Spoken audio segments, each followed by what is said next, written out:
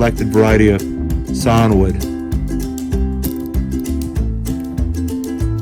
Check that out. Barred, just like our own body, and it is now scarred between the Panache Fig and now our raspberry latte.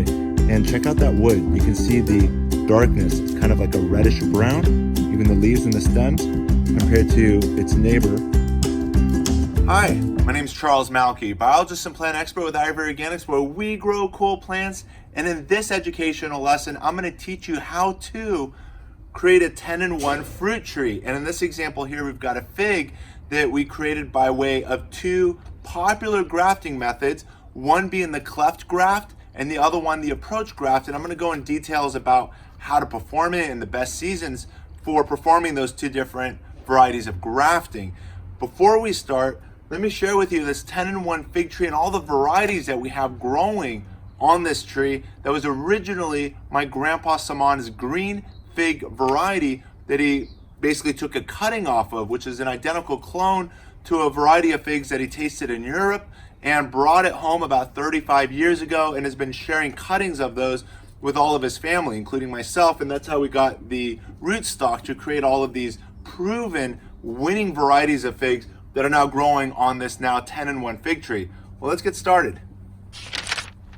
So this first variety is a quite unique variety, being the Panache or the tiger fig. If you can come in a little closer, you can see the variegated wood on the tree trunk, especially at this young stage, which has these striped yellowish, green, and pale green colors. And then at every single leaf node, you can see these little baby, the first of the figs, which are also going to be variegated with green and yellow stripes. And I'm going to share with you some footage that we took off of the fruits that we got to enjoy off of this plant last year. And you can see within the upcoming few months that we're going to have some quite striking looking fruit. And that's the reason I put it towards the front of the tree, so I can show it off to those that come and visit the garden, how amazing these figs look and taste. Over here, we're going to do the unveiling shortly, but this here is a raspberry latte. So this is fig number 2 that we grafted on top of the tiger fig branch as well. So we've got raspberry latte, fig number 2. Over here, we've got the Saint Rita variety of fig that is grafted on top of a Kadota, and off to this branch is the Kadota Fig.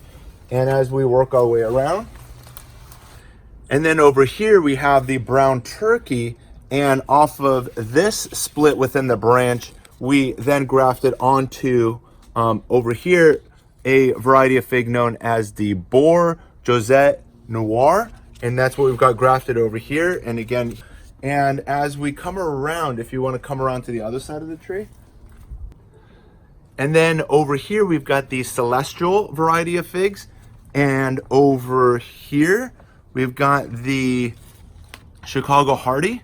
And you can see down below, this was the original Grandpa Samaan fig. So as you can see over here, we grafted the Grandpa Samaan variety of fig with the green Ischia Fig. Over here, we grafted the green Ischia with the Chicago Hardy. On this side over here in the middle, we've got the Strawberry Vert. And then on the right is a branch from the original first graft, the green Ischia. So green Ischia, Strawberry Verte, and then we've got the Chicago Hardy variety of figs. And so that's pretty much the tour of our now mid-May 10 varieties of figs growing all on one rootstock.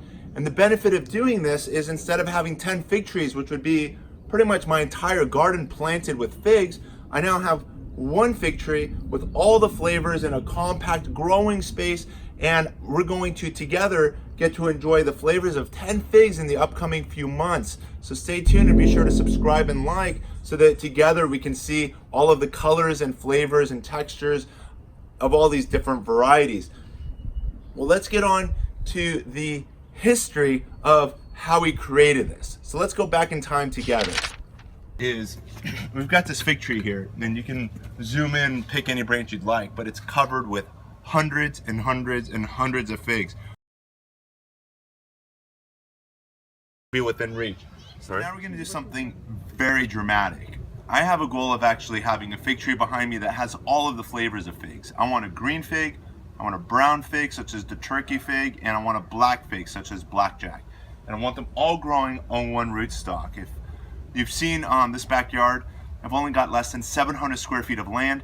I do not have room necessarily for more than 1 or 2 possible figs here in the garden. So I want to basically have this beautiful large tree.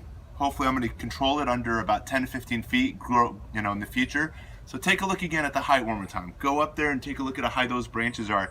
Because in the future, between now and next year, I'm hoping to share with you a fig that's going to have 2, 3, possibly 4 different varieties of fig, all growing under 10 feet. It's going to grow in a compact structure that actually provide us still hundreds of fruit, and I'm hoping to accomplish all this by next year. And to do so, I got to get the plant to actually sprout some branches that are very low growing to accomplish. So here we go now. We're going to actually remove this branch. So I'm cutting just about a 1/4 inch right above the bud. If you want to come in a little closer and take a look at what I'm doing. And we're just going to go about a 1/4 inch above that node, and we're going to cut like so.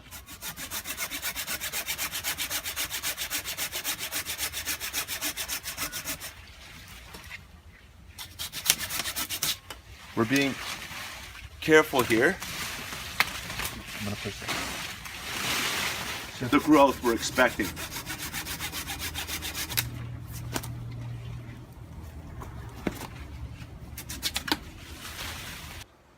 So we just finished pruning the fig tree here in our backyard, and you can see this is a very quite dramatic pruning, and I'm sure a lot of you viewers think, that's it, you've killed the tree. And again, I'm hoping you subscribe down below so you can actually see how beautiful this tree is going to turn out. And the benefits of it is you can actually have some lower multi-trunk branches so that it'll actually support figs at a lower area than if you actually had what we had before, a tree that was 15-20 feet tall. But after I thought I was wrapped up, I had noticed and the sun got a little bit higher in the sky, and now the tree is in the sun, and this is actually a really big deal. A lot of pruners and a lot of landscapers come out, prune the plants, and all of a sudden there's too much light now on the tree trunks and branches. And this is another place that Ivy Organics comes in and actually offers its protection. The goal is actually to keep the tree trunk cool.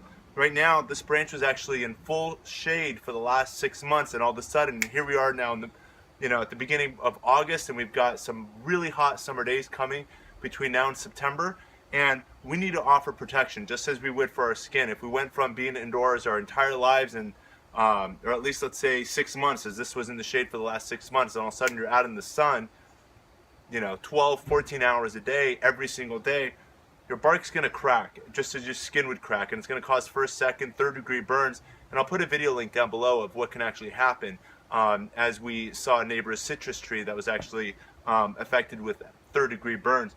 What we're going to do here today is actually take the Ivy Organics paint.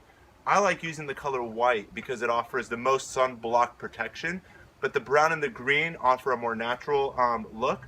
And we're just going to now coat the tree like so.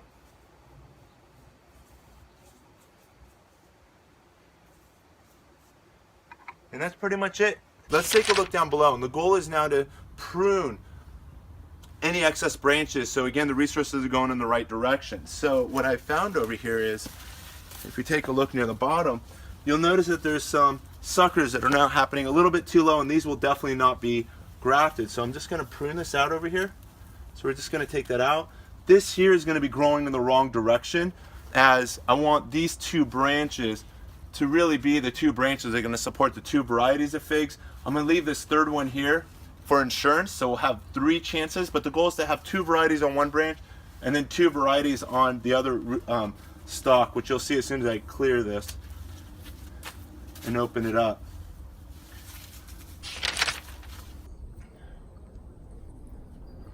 So the story began with a cutting, such as this raspberry latte variety of fig that we created a cutting off of with the last fig cutting giveaway that we had earlier this year.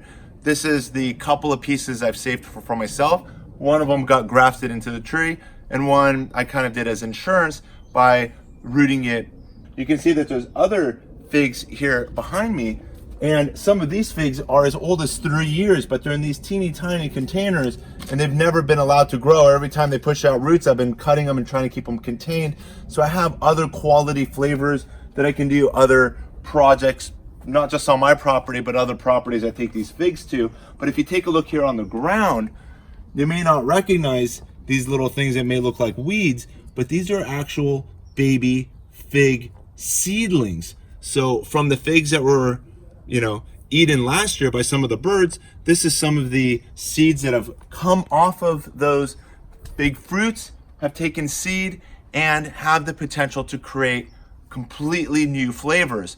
More likely than not, they're gonna be inferior, but there's a chance that some of them may be superior to some of the store varieties or the collectible varieties, those that have been proven to be delicious quality fig varieties. And keep in mind that those are selected from hundreds and thousands of fig varieties, and that's the reason that the seedling is less likely to be something of quality. Talking about fruit size, consistent fruit yields, and the other check marks to be tested against in order to determine which varieties are those that should go into commercial production versus backyard orchard and so forth. And again, planting a seedling, you can use those as rootstocks, but do not count on having something that's going to be as quality as those commercial varieties that are in otherwise distribution. And that's the reason that I brought these 10 proven quality varieties of figs that I've selected and put those onto our rootstock. And I've kept some cuttings obviously off of the rootstock, and I've got those in containers surrounding the property as well. So we do have some of the Grandpa Samaan green figs that we enjoy from year to year, and other container figs that we have here on the property. This story begins like this. So we started off with a Grandpa Samaan fig cutting, which is a genetically identical clone to the first Grandpa Samaan tree. From there, everybody's got cuttings and they're all enjoying exactly the same fruit. Again, unlike a seed, the seed is the child of the tree. Just as we are the children of our parents, we're not genetically identical clones to mom and dad, but we're different. Some of us are better, some of us are worse. And the same thing happens with these fruit trees, that when you plant a seedling, you're taking your chance in regards to, again, that quality, taste, consistent yields, size, and again, all those other factors that go into determining what is a quality fruit tree. Then what we did is, if you come back here, you can see that it was originally one trunk. It grew a solid 8 to 10 feet tall, creating what's known as the primary leader. We cut it down to only about 4 to 5 inches off the ground, which created this fork. And you can see this little V shape. There, we then pruned the tops of the V to create these other side branches, because there was so much vigor when we cut it so short. It wanted to create these 2 branches and grow, another 10 feet in each direction. We stopped its growth by pruning these ends, and that created these now 3 branches on this side and another 2 branches on the other side. And that gave us our initial 1, 2, 3, 4, 5. And then we created your first fig grafting video, known as our 5-in-1 fig tree. From the 5-in-1 fig tree, as the branches continue to bifurcate and create more branches that I can then graft upon at a next higher level, we're able to then graduate it to from 5 to 7. And then from 7, we now have 10 varieties of figs, as we just saw and experienced. So that's how that all happened. The predominant way on how we grafted these fig trees is through a method known as the approach graft. So let me tell you a little bit about the approach graft and how we accomplished it. Follow me here with this raspberry latte. So you can see here, if you come in closer, the Grandpa Samaan rootstock is here and continues here, and then bifurcates into this branch, goes up. This is the original off of the primary leader, the original first branch that then created branch number 1 and 2. And you can see on here, this is still the Grandpa Samaan fig to this point, at which point we did what's known as the approach graft. And over here, this is the celestial known as scion wood. So this is the selected flavor of fig that we grafted on top of the Grandpa Samaan rootstock. And the way we accomplished it is we cut into the, for example, if this was the celestial, we cut up into the scion wood so that that cutting would rest on top of, and weight-wise, on top of the rootstock. If you got it reversed, it would still work, but that's kind of the concept, is that you want the scion wood resting on top of, like, let gravity accomplish that. And so what I did now is I took one of our figs, which is right here. It's still in the container, and I've leaned it close to the branch that I'm wanting to graft. This here is considered the root stock, and what we're going to do is we're going to use a grafting method called approach grafting. And what we're going to do is we're going to grow these two branches together and wait for them to heal. And the process takes on average about 3 weeks for those vascular tissues to basically be united between the black fig and the green fig, and then within another 3 weeks, so a total time of 6 to 8 weeks, the actual callus tissues between the cambiums of the black fig and the green fig will have healed, and you can then separate the top of the green fig from the union and the bottom of the black fig to remove this plant, which is contributing the scion wood, or the desired flavor wood, onto what's going to become our rootstock. So let's get started. This is how we're going to begin. This together, and what I'm going to do first is I'm going to cut down into the rootstock like so, and I'm going to continue cutting until I get about halfway into the stem. So we're going down, down, and down. And my goal here, if you can zoom in, and it's going to be a little tricky, but I don't want to break the stem, but you can see that this is the bark, and then right under the bark is the green tissue, and the green tissue is the cambium tissue, and that's where the life of the tree is in that green cambium tissue. And then the center white part, if you can get in there, is the wood, or the supporting structure of the tree. So the goal here with this graft is to make sure the two cambium tissues are touching, and if I can't get both of them, because you can see that the size of these two stems are different, I just need to get one. If I just align it down the center, then I'll get no alignment with the cambium tissues. So here we go now. That went down, so now I'm going to do the same cut going up.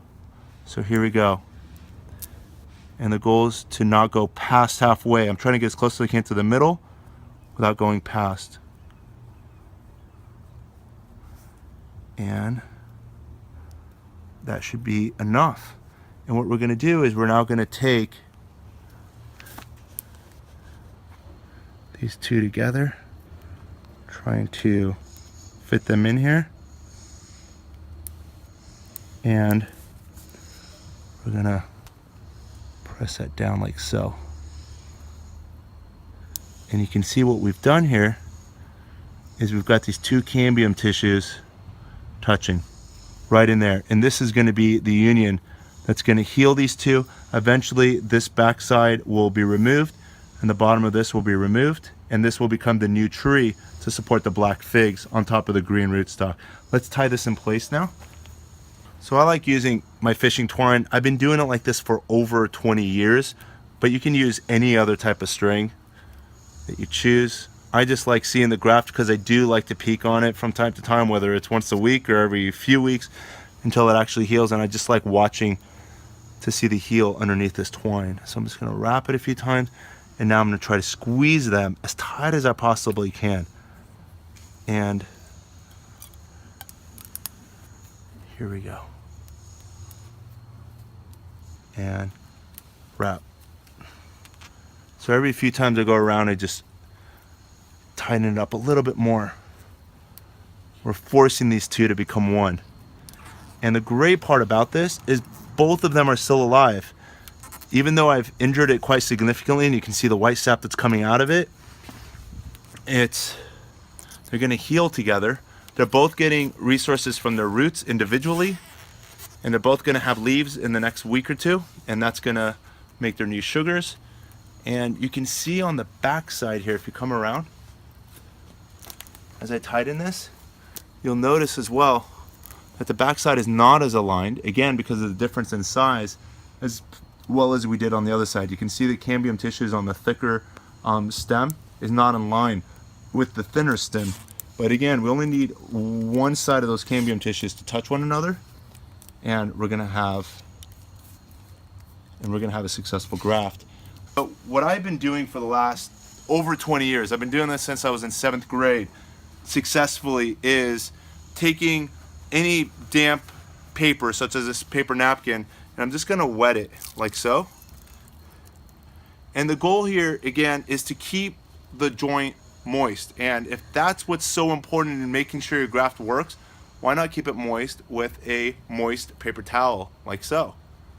And now that's going to remain nice and cool and damp.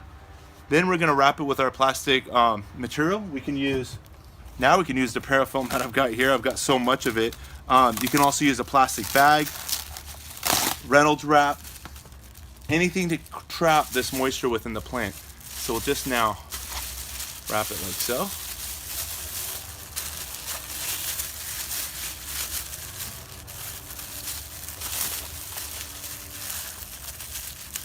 And then we'll get our twine here. Basically trap all that moisture in place like so. And we'll just wrap that one more time.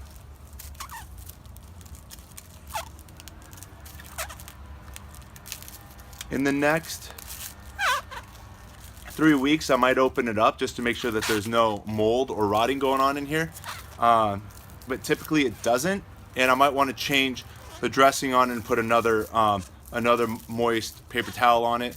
And I should notice again in the next 3 to 4 weeks that it's going to be calloused over and that the healing is beginning. I want to bring you in as I'm ready to start now taking off the approach grafted variety of figs off of the parent that was contributing its roots while the approach graft zone has healed over the last couple of months. Let's take a look at what we accomplished here. You can see that the ties that I've had around it. So originally we had it wrapped in the fishing string. We then wrapped it in wet paper towel over a few weeks. But you can see it's starting to strangle at this particular zone. And this is the desired flavor of fig that we want. This here is the root stock. And we're going to be taking that off today. So we need to, one, separate the root stock from the scion wood. Right here, this here is going to be the scion wood. We're going to cut off, and then the rootstock at this zone. So the flow of the nutrients will go from the rootstock into the desired scion wood. But we're also going to have to remove the fishing string as well, which we're going to do next, as it's now constricting its growth, and we want to make sure that doesn't impede, and it can eventually heal over. So what we're going to do now is we're just going to take our pruners, and we're going to cut. Here is the rootstock, so we're going to cut off the rootstock first. And here we go. And then we're going to remove the scion wood. So we're now going to remove the scion wood like so. And now we can remove this plant as well. Once we grafted these two in place, within a 6 to 8 week period of time, the cambium layers, which include the xylem and phloem tubes that in the communication and transportation of the minerals and sugars from the leaves down to the roots, and the roots that are uptaking the waters and minerals down in the soil and bringing it up to the leaves, that communication, which is happening in the cambium layer, is basically creating a union that is allowed to heal, and they're both growing side by side for that 6 to 8 week period of time until those cambium tissues, that xylem and phloem layer, and those connections that were once separate become one. And once you see the callus tissues happening between those cambium layers, you can then prune, as you can see over here again, we then prune the scion wood, and in this case it's the raspberry latte, but this one over here is again that celestial fig. You can then prune the scion off and take that container away. You still have another plant, and you can allow that continue to grow and use it for other purposes throughout your garden, or share it with another friend or family. And then we cut the top over here of the rootstock to basically tell the plant that you are now to support the grafted union and not to support yourself anymore. And so the relationship is now between the two plants. Any sucker growth that's happening, as you can see, there's a little leaf over here coming from the Grandpa Samaan rootstock. You're simply going to want to remove it so that all of the nutrients are diverted into the graft instead of to itself, because the plant will always choose itself over the grafted union, which is a weak spot within the plant structure. But if you force it, it will support and nourish, and it will continue to thrive. And when it comes to creating the approach graft style, you can pretty much do it year round. The best months for starting the approach graft is late winter, the weeks before your spring flush of growth, all the way through spring, summer, and even early fall. And that's a huge window that you can graft in compared to some of the other more traditional grafting methods, such as the cleft graft, which we're gonna get to next. So now let's discuss the cleft graft, also known as the veneer graft style. And that is best performed in the latest part of winter, just before, again, that spring flush. So in those last couple of weeks, last few weeks, compared to grafting it at the start of winter and having to have that graft rest in dormancy and exposed to potential extended months of potential rot, versus grafting it again late winter, the weeks before the saps begin pushing and flowing throughout the entire plant structure and forcing those grafts to grow and minimizing the risk of rot that'll otherwise kill your graft. And that's the reason to wait towards the end of winter before grafting your dormant variety of grafting methods, whether it be the bud or the crown, or the, in this instance, the cleft graft that we did over here with our raspberry latte just about 2.5 months ago. I normally would have unwrapped this a few weeks ago as the growth began, expressing itself. However, I wanted to share this with all of you, and I wanted to do it together. So that's the reason I've left it. And I know that the ties that I've left on it are certainly constricting the graft. They could potentially kill the graft if you don't monitor it and remove it as the plant continues to grow. And let's go and do that together. And you'll see that compared to the plastic graft that we did together about 2.5 months ago, I have since opened it. I have replaced the underlying paper towel that is retaining some moisture to keep the graft union moist, compared to, again, it's one of the reasons a lot of grafts fail is because the graft union dries out and resulting in death to the structure. You can see here that we've basically got our tin foil helping to retain the moisture. We've got our damp paper towel that we're gonna now open up like so. And let's take a look at that callus tissue together. Like I said, I should have opened this a few weeks ago. This is nuts that the structure is also rooting. This is absolutely crazy. I've actually never seen this before. And again, because I would never let it rest this long, but this is crazy. I think it's rooting on all sides, both the cutting, and if you take a look on the other side, talk about a healthy plant. And take a look at the roots over here. And we don't want the roots. I'm kind of getting some of these off. The other lesson I want to share with you is that all of this growth that's behind the graft, you're going to want to remove. This entire branch from this point up is all dedicated to the raspberry latte.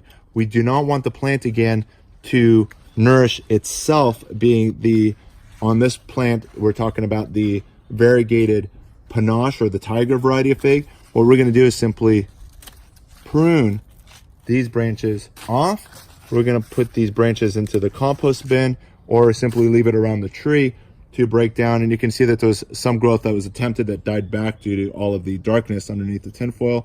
And we're going to cut that off as well.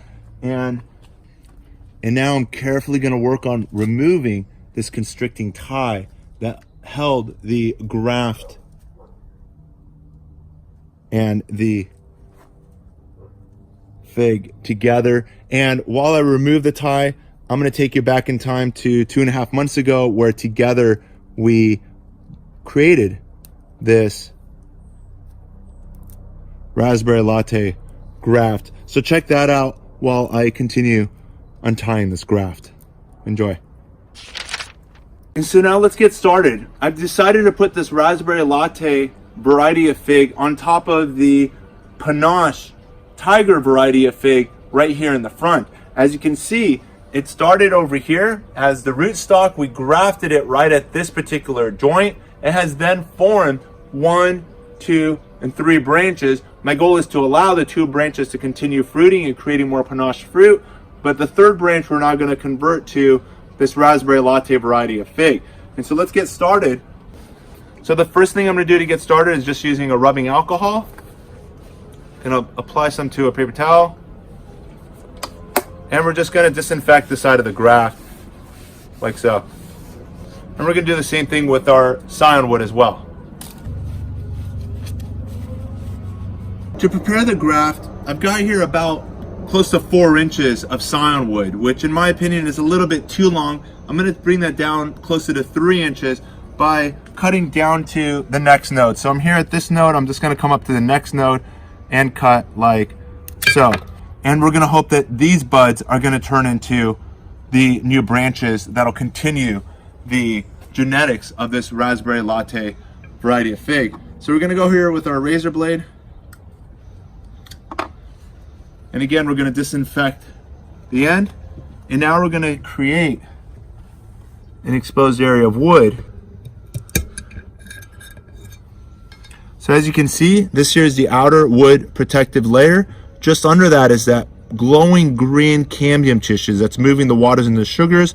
And that entire central structure and that pith is the supporting wood. So we're going to now create a similar cut on this side as well.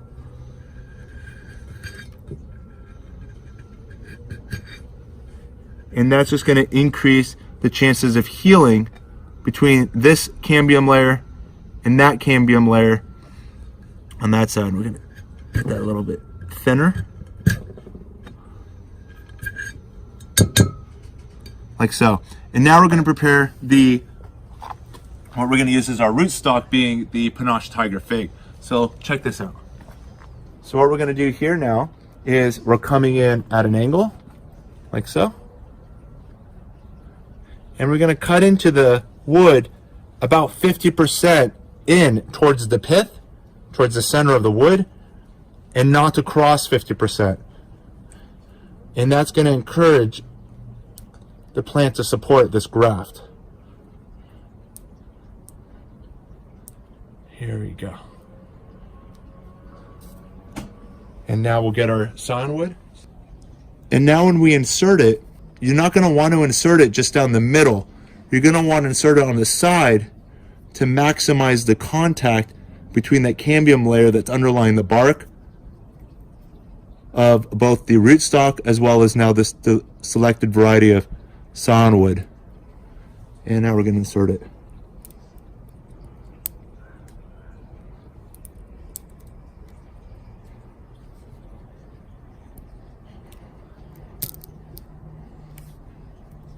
Check that out. If you come around the back, but it's not necessary as long as one side is in contact, and we've established very good contact on this side. I'm very pleased with this. Now we're going to secure it together. My preference is using a fishing nylon. It's the way I've always been doing it since I was 13, 14 years of age. And the reason is I can watch the graft, I can watch the callus tissues being formed as I inspect it every, on average, 2 to 3 weeks.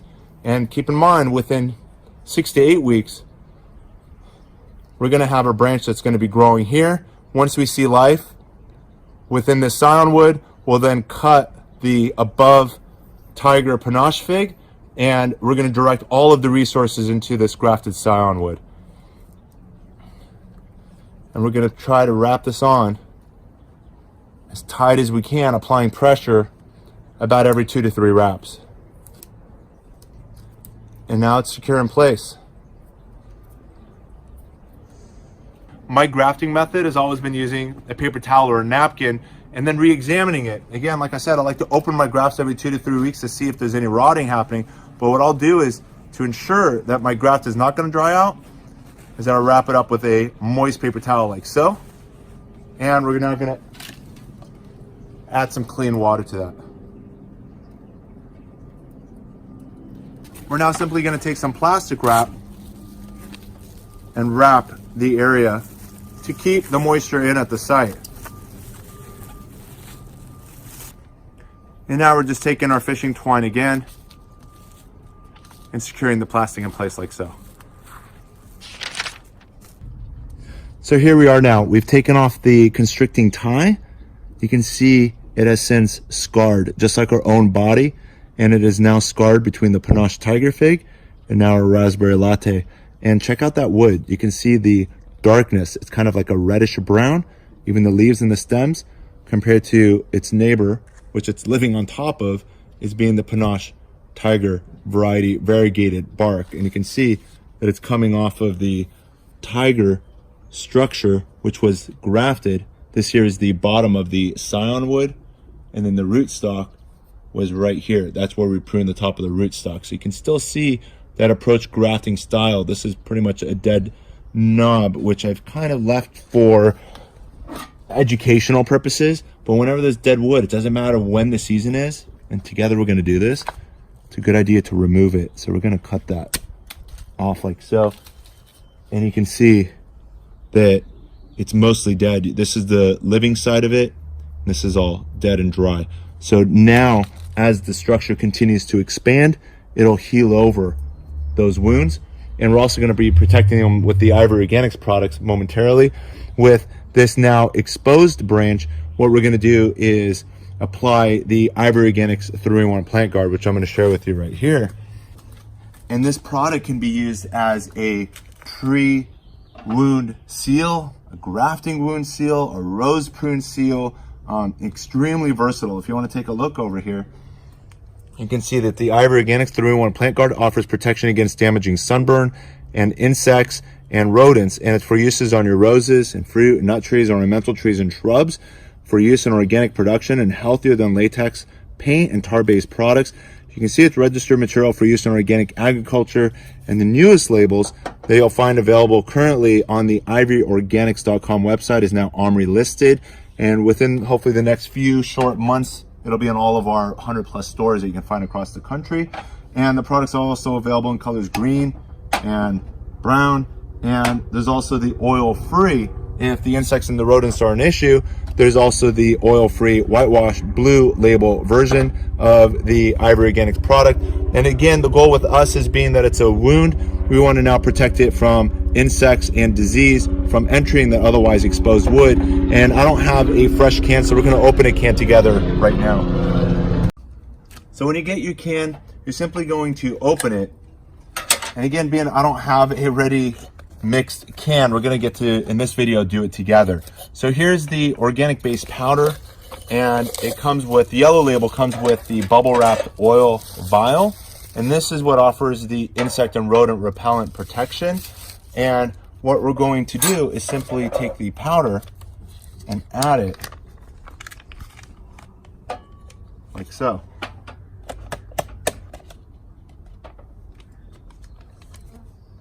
We'll then add some water. I usually go up about halfway and then stir the powder into the water. At this point, you can add even the oils. I'll go like that. The flavor is amazing, and we get a lot of compliments and testimonials about the scent. If you take a look at the active ingredients, you can see it's castor, cinnamon, clove, garlic, peppermint, rosemary, and spearmint. The inert ingredients include iron oxide, limestone, mica, milk, silica, methyl cellulose, and diatomaceous earth, which is also an insect repellent property. The product can also be used in 3 ways. If you take a look here on the back, depending on how much water you add, the product can be used as a brush on, which is the most popular, filling up the can with water, and also as a foliar spray. This can make somewhere between 20 to 25 ready-to-use spray bottles of the Ivory Organics protection that you can then spray on the entire plant structure. I can demonstrate it here right now with this fig, being that when I pulled it out of the ground, I damaged all of these roots that were coming out of it, but this will help as an anti-transparent and help minimize transplant shock in moving it. You can see that it's basically serving as a sun screen and helping to repel that excess light while the plant's also retaining more moisture, and that'll help minimize transplant shock as well. And if you take a look here again, so we did the brush on the foliar spray directions, and it says over here it makes 5 gallons of ready to use spray. That translates to about 20 to 25 spray bottles, those 23-ounce spray bottles. And then you can also make your own spray bottle right there by adding 1/3 to 1/2 of a teaspoon of powder with 5 to 10 drops of oil. Add water and filter the product through a strainer first to avoid the possibility of clogging. And then as a tree paste direction, you're simply going to add a 1/4 cup of water instead of filling up the can with water, as we're going to do next. And then as a tree paste, you would simply have something the consistency of like toothpaste. But here we are now with our finished product, and you can see that it has a consistency when you're done of about a 50% latex paint. And talking about latex paint, the reason you wouldn't put latex paint on your tree, as you can see, that tree trunk's all painted in white with ivory organics from the years past. When we pruned the tree down from, originally it was about 20-25 feet tall, we brought it down to the ground, and this tree trunk that was once in the shade was now exposed to full summer long days of sun. As you can see with the fig behind me, we've been protecting the heart of the plant, being the underlying tree trunk and lower branches, with the Ivory Organics 3-in-1 Plant Guard, an organic way of whitewashing and cooling the tree trunk from the extremes in weather. When we pruned this tree last, it was in August, and we pruned it in August for the goal of creating all of these branches before the end of the growing season, which we were then able to capitalize on those branches and graft them by spring.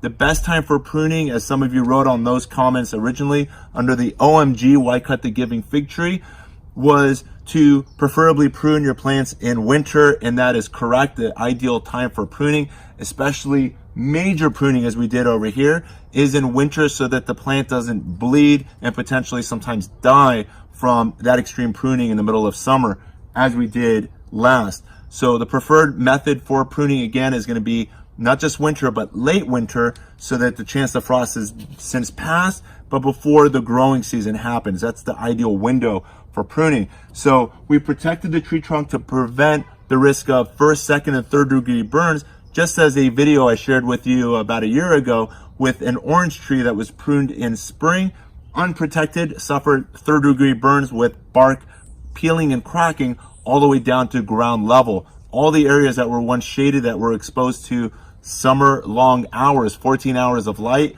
all day long, unprotected, resulted in third degree burns, since the tree trunk was used to being in the shade for many years, if not decades. What we're going to do next is we're going to apply this now finished formula to all of those exposed grafting wounds. And let's do that together.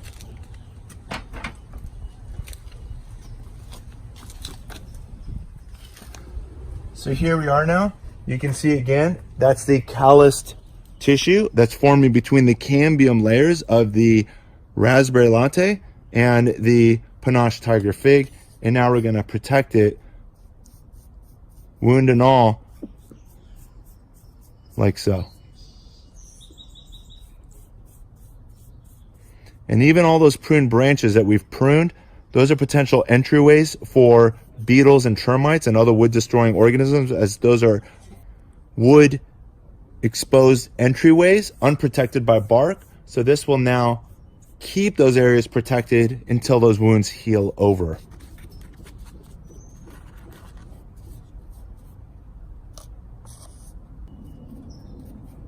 And you can see I'm even going up the scion wood. I'm even going to protect some of its wood as well.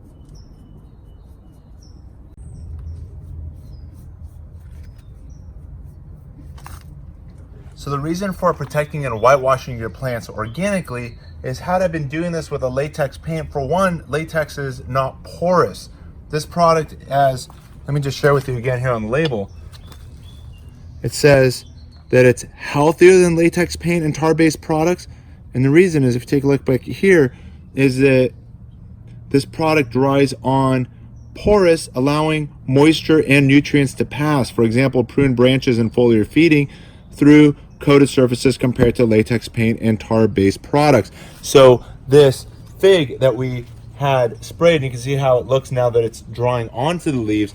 You can see it's still offering some sunscreen protection. You can still foliar feed through the leaves compared to a latex paint, which is creating a water impermeable membrane. Same thing, if you're applying a water impermeable or a tar-based product onto the pruned ends, the underlying wood can potentially rot and lead to more plant health issues compared to having a breathable surface, which is accomplished using the Ivory Organics organic-based products. Additionally, by putting latex paint on your house, 100 years later, there's still latex paint on your house. You put it on your tree, and as the tree continues to grow from year to year, that paint is going to find itself in the soil. And if you're using latex paint, you're talking about you're going to have paint in your soil that's going to be in there for decades, compared to if you're using something, as we reviewed the ingredients, they're all organic based ingredients. Well, now let's continue the unveiling with the second variety of fig, being the Bour Jasotte Noir that we did together about 2.5 months ago, and that's behind here. And hopefully the camera can somehow fit, but this was the Bour Jasotte Noir that we grafted together 2.5 months ago. And here we're taking off the foil wrap.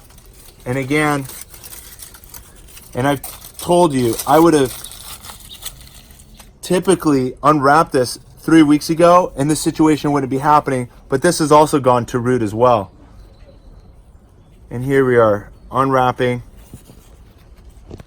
and then we've got some major cleanup to do. The roots have gone through the paper towel.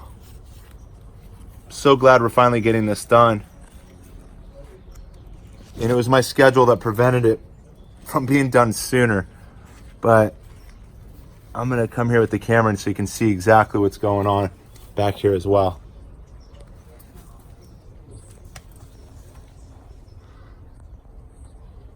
Check that out.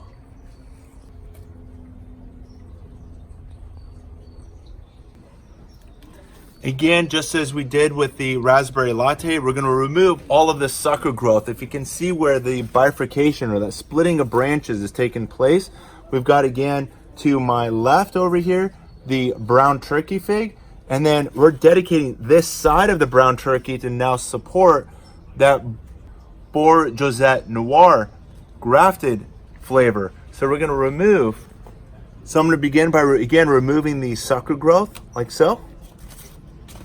And here, and here, and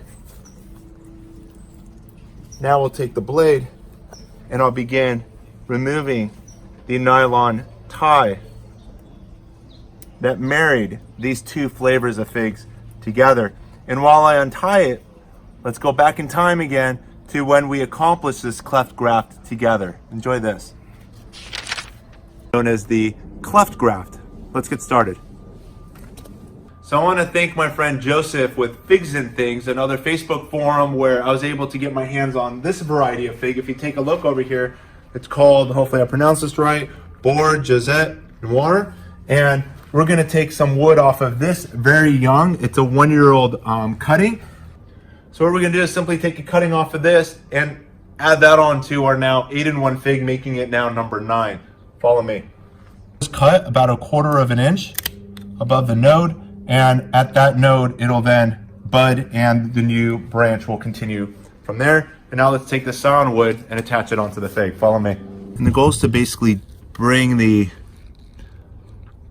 cuts down to a V-shaped cut, starting wide near the top, thinner as you get to the bottom. And now let's prepare the rootstock. Follow me.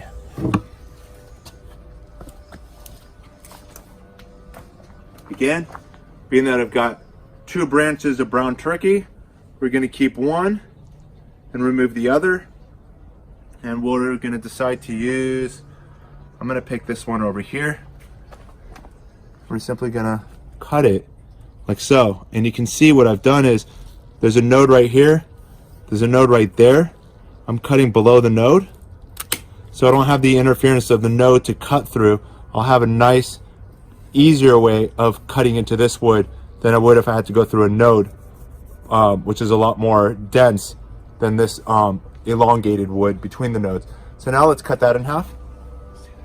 And we're going to go down again the center like so.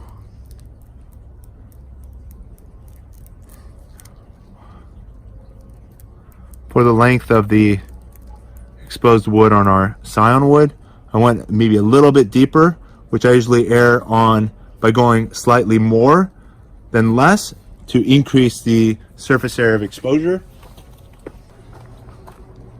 I should have done this first, but I want to also disinfect the area that I'm working with. And now we're going to insert the scion wood. I'm going to clean the tips of these scissors. You can also use a screwdriver.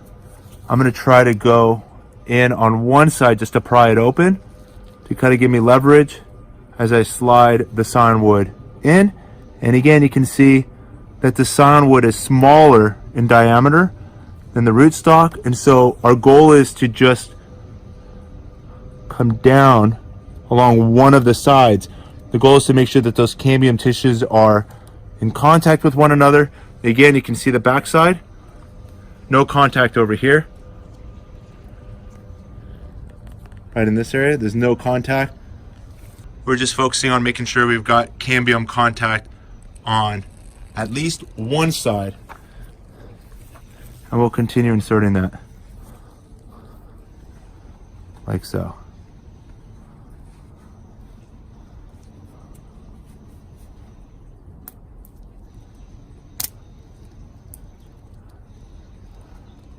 And we're in. And now again, you can see as we force it down, there's a little bit more splitting that happened, but when we apply the tie, the splitting will be a lot less significant. So, and secure that graft in place.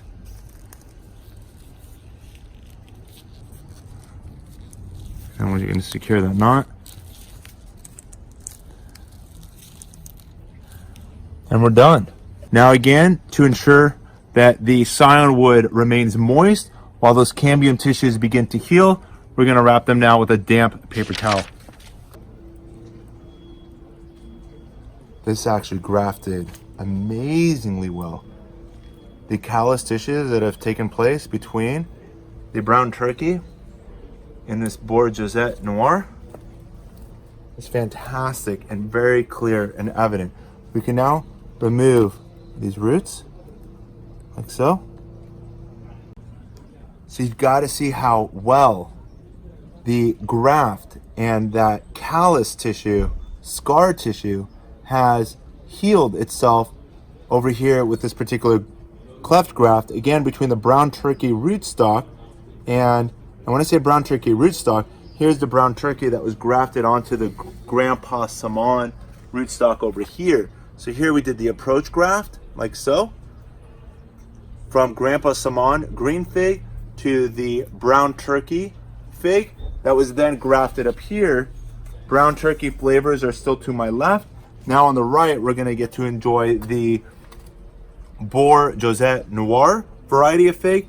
And now we're going to take the Ivory Organics 3-in-1 plant guard and protect all of this callus tissue.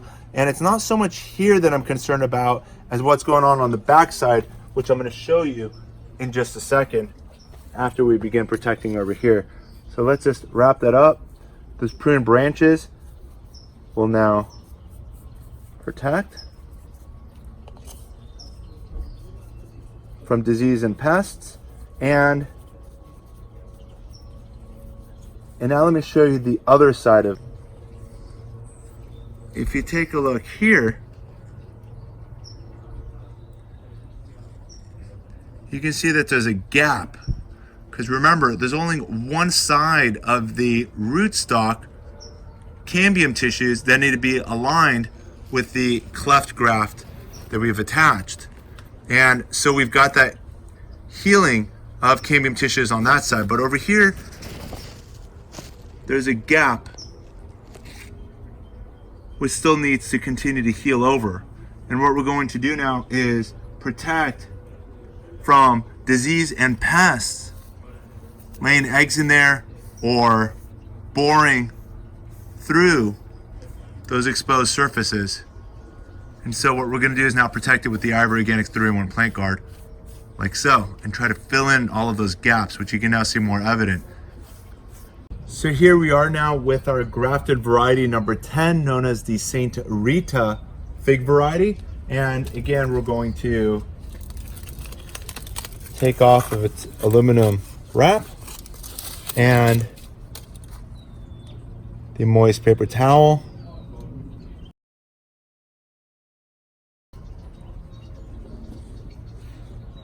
And here we are. And being that we had, and this is more normal, this is what you'd expect, is no rooting happening. I'm quite surprised with all that rooting that we saw with those other two grafts, but again, they've been resting on those figs a lot longer. This one being a larger rootstock compared to the smaller scion wood, as able to fit two. And aside from being known as a cleft graft or a veneer graft, when you've got two or more scion woods at the top of a rootstock, it's sometimes also known as a crown graft. And now, depending on the width of the rootstock, if it's large enough, you can sometimes fit up to 10 varieties of flavors on top of the rootstock in what's known as the crown graft. But what we're going to do now is the same as we've done with the other grafts, is we're going to remove the ties and protect and seal it. The advantage of being able to fit 2 or 3 varieties into a larger circumference rootstock is that you have more chances of success. And we're going to be monitoring its growth over the upcoming weeks and months, but we're going to remove the tie as well.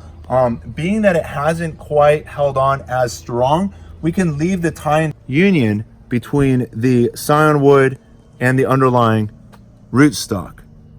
And to drive the energy into the grafted wood, what we're going to do next is I'm going to go with my pruners and I'm going to prune back all of these side branches. And it's probably the reason why these grafts are looking so weak.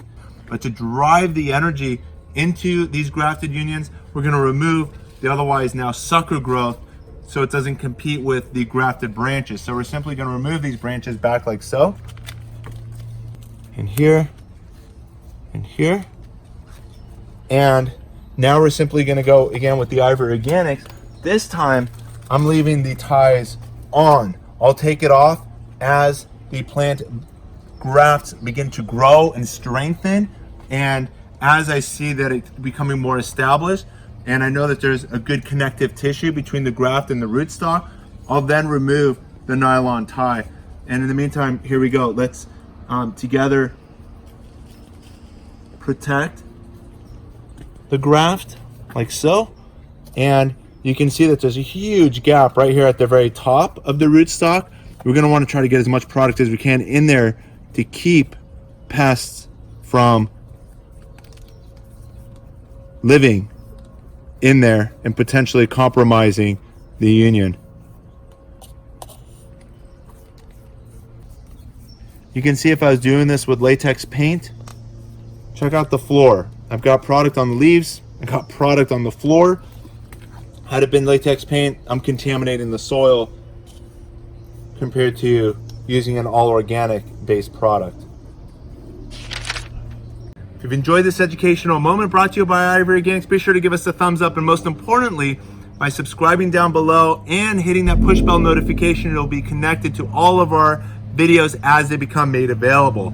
As always, keep growing with Ivory Organics, and wishing you all happy gardening.